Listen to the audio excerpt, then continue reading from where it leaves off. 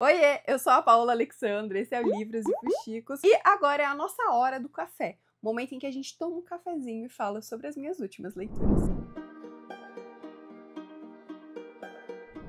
Eu tirei 10 dias de férias e as minhas expectativas de leitura eram altíssimas. Eu achei que eu ia ler muito, eu achei que eu ia arrasar nas leituras, mas sabe quanto que eu li nessas férias? Não sei. 2 livros. E ainda assim foram livros maravilhosos e que eu sinto que eu preciso começar o ano falando deles pra vocês, principalmente porque eles dizem muito sobre a Paola de 2025 e os desafios literários que eu resolvi assumir esse ano comigo mesma. Um deles é ler mais livros que me tirem da minha zona de conforto, e foi exatamente assim que eu comecei esse ano. Ano passado, quando eu fui montar a minha lista de melhores leituras, eu percebi que eu amo, não tem como, eu amo um bom livro que tenha um drama de pano de fundo que envolva cenário de guerra. É um estilo literário que me faz crescer, que me faz refletir, que me envolve. Então eu resolvi começar o ano com uma autora que eu amo e que escreve esse estilo maravilhosamente bem, que é a Christine Hanna. Eu li As Heroínas dela, que foi o último lançamento dela aqui no Brasil, e foi um dos livros mais premiados ano passado nos Estados Unidos, e não é à toa. O livro traz como cenário a Guerra do Vietnã, então a gente vê o começo da guerra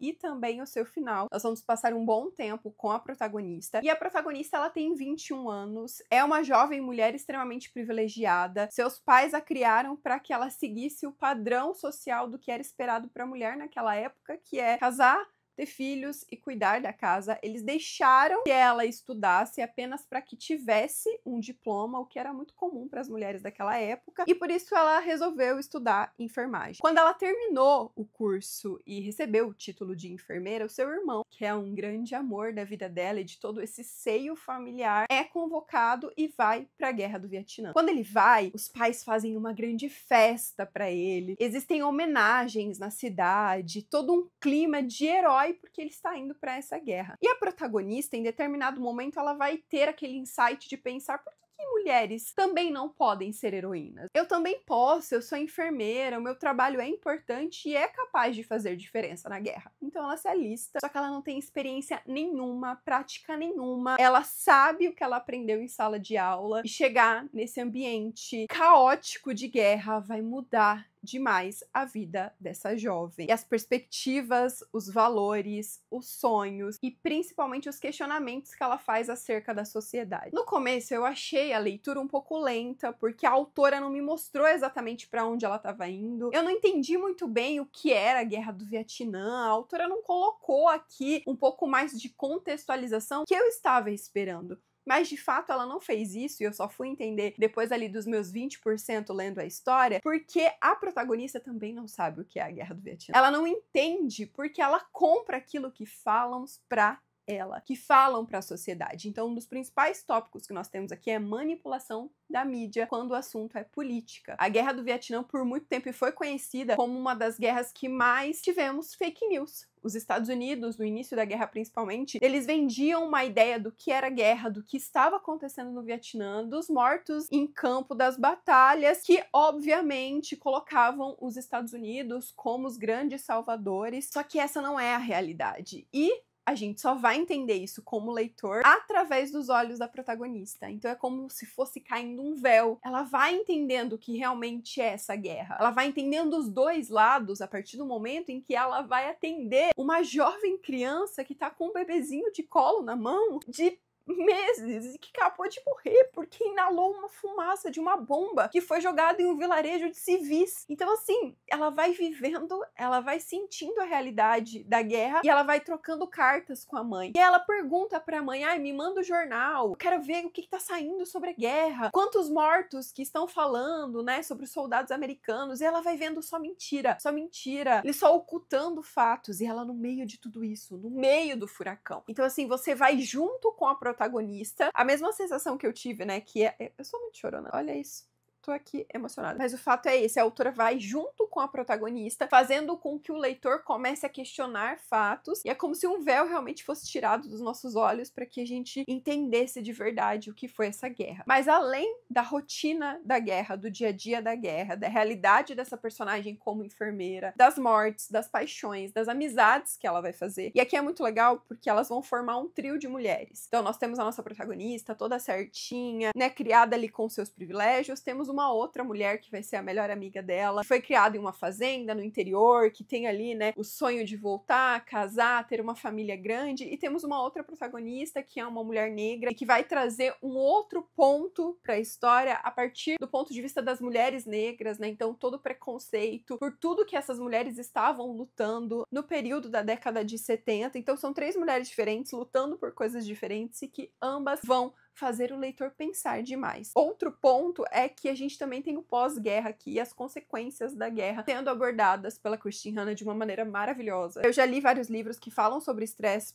pós-traumático, mas nenhum deles foi dessa forma, e principalmente nenhum deles falando sobre mulheres e mulheres na guerra. Então assim, é sensacional, panorama histórico, crítica social, papel da mulher para a sociedade e o quanto esse papel é constantemente questionado, o quanto os homens vão sempre duvidar da importância das mulheres e das suas jornadas, o quanto nós somos constantemente silenciadas, ninguém quer ouvir as nossas versões, ninguém quer ouvir as nossas histórias, porque o mundo é dos poderosos e, na maioria das vezes, homens querem se manter em cargos de poder e vão continuar contando a história de homens para que as mulheres não peguem esses cargos. Então é impossível você não linkar essa história com o que está acontecendo no mundo atual, repensar quantas mulheres são silenciadas e quanto as histórias que chegam até nós, as notícias que chegam até nós, as verdades que são perpetuadas pela mídia, a grande maioria das vezes ela tem um viés que não é imparcial. Reparem no que a gente consome e reparem em quantas mulheres poderosas nós temos contando as suas próprias histórias. Então, assim, é um livro muito, muito incrível. E eu quero ler pra vocês um trechinho dele. Um trechinho, que eu acho que resume muito bem a essência dessa história. As mulheres tinham uma história para contar, mesmo que o mundo ainda não estivesse preparado para ouvi-la. E a história delas começava com 3 palavras simples. Nós estávamos lá. É isso. Eu amo livros que falam sobre histórias de mulheres. E a Christine Hanna, ela consegue maravilhosamente bem se inspirar em histórias reais, de mulheres reais, para contar tramas extremamente impactantes que vão fazer o leitor refletir, sim, e vão fazer a gente parar para pensar no papel que nós como mulheres temos na sociedade. Maravilhoso, maravilhoso, maravilhoso. Comecei o ano com, assim, a melhor leitura possível. Eu dei 4,5 estrelas para ele, mas ele entrou na minha lista de favoritos. Eu dei 4,5 estrelinhas porque, como eu disse, eu achei que o começo do livro me pareceu um pouco lento, eu não entendi muito bem para onde a narrativa estava evoluindo. Mas depois dos 30% de leitura, eu não só compreendi, como eu me envolvi completamente com a personagem, eu sofri muito com ela, eu chorei muito. Tem algumas relações amorosas que são abordadas aqui que é impossível você não se identificar com a necessidade que ela tem de ser amada. As relações familiares também são muito complexas e as percas, as mortes, as baixas, que é o que a gente espera quando a gente fala de guerra e...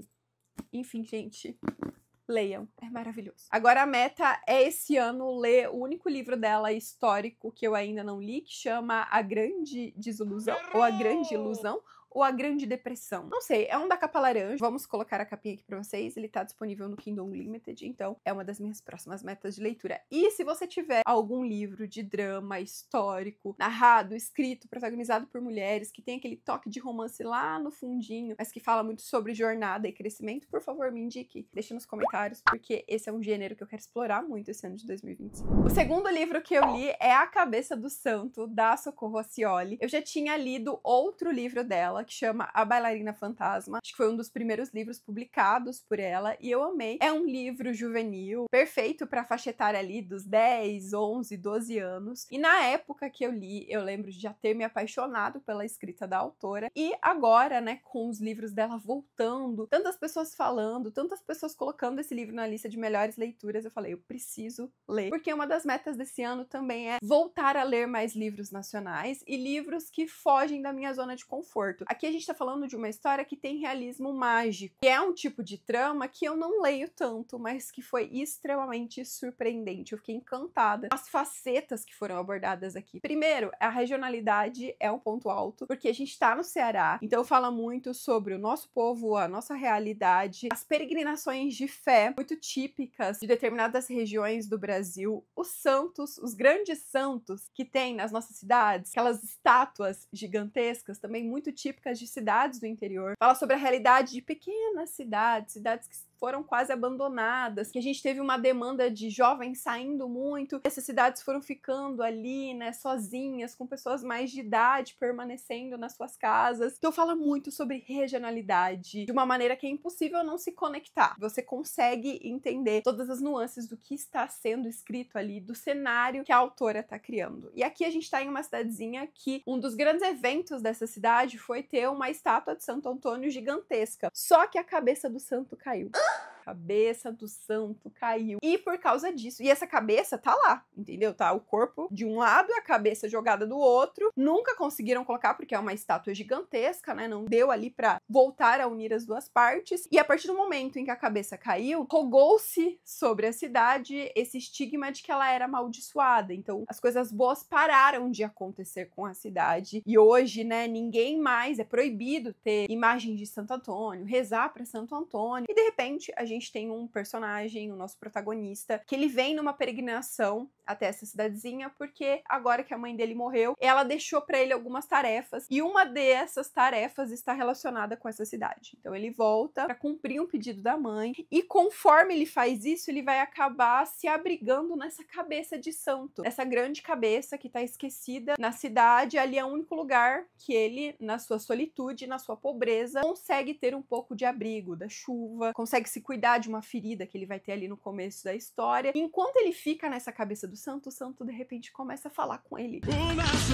santo bateu. Ele começa a escutar vozes. Mas peraí, o santo que tá falando com ele, ou ele está conseguindo escutar as orações que as pessoas fazem pro santo. É muito legal essa parte, tanto da regionalidade, da parte da fé, né, como é trabalhado aqui pela autora a relação do povo com Santo Antônio, e esse homem, esse jovem rapaz que vai começar a ouvir essas vozes enquanto ele tá abrigado na cabeça do santo. E a maneira como isso vai desenrolar em muitas intrigas familiares. Eu amo livros que vão falar sobre casos de família. Quando tem aquela fofocaiada de cidade pequena, quando de repente vários enigmas familiares e linhas e teias vão sendo construídas e desmazeladas ao longo da leitura. Eu amo e amei como a autora fez isso. Então, o protagonista, ele chega nessa cidadezinha por causa de um pedido da mãe dele, ele vai reencontrar a avó, ele vai procurar o pai, e a partir disso vários segredos vão sendo revelados, e tudo por causa de uma teia familiar gigantesca. E eu adorei como a autora fez isso. Realmente é um livro sensacional. É impossível você não ler com um ar de espanto. Vou repetir aqui um comentário que eu fiz em uma outra rede minha falando sobre esse livro, que inicialmente ele é tão surpreendente e ele é tão assim de brilhar os olhos, que eu olhei para o livro com um certo distanciamento de quem vai em um museu e fica olhando uma obra de arte, e você sente o quanto aquela obra de arte é impactante, é maravilhosamente emocionante, mas que você não consegue, assim, se sentir tão próximo, você não consegue chegar próximo dessa obra de arte, porque você fica ali naquele momento de queixo caído. Então, foi assim que eu comecei a ler o livro. Tão surpresa, tão encantada, com os olhos tão brilhando, que eu, de fato, me mantive distante, porque inicialmente eu não conseguia atravessar essa barreira do encanto. Eu só fui realmente conseguir me aproximar completamente do livro quando, como eu disse, quando a parte familiar do livro vai se desenrolando, a gente começa a fazer conexões, quando o povo começa ali a se unir por um bem maior em nome dessa cidade, e o protagonista, a missão dele cresce, é uma jornada que você vai se envolvendo, e aí personagens secundários aparecendo, e fofocas sendo contadas, e eu li assim de, meu Deus, eu não acredito, que revelação! Eu realmente fiquei muito surpresa. A minha única questão com o livro é o final. Eu acho que no final, talvez por ser uma noveleta, né, é uma história mais curta, tem acho que 176 páginas, mas o final pra mim trouxe uma pressa em fazer as coisas acontecerem de uma maneira, tipo aqueles finais de novela, sabe, final de novela das 9 que daí todo personagem precisa ter o seu desfecho, até os personagens secundários, todas as tramas paralelas, tudo precisa ficar redondinho para que o final pareça um final feliz ou pareça um final com um ponto final de fato para quem tá lendo. Que passou para mim essa impressão de que o final foi rápido demais. Eu queria que as coisas que aconteceram tivessem acontecido em mais tempo. Eu queria que fosse mais crivo. Eu queria que fosse mais palatável e não da forma como aconteceu ali. Mas é isso.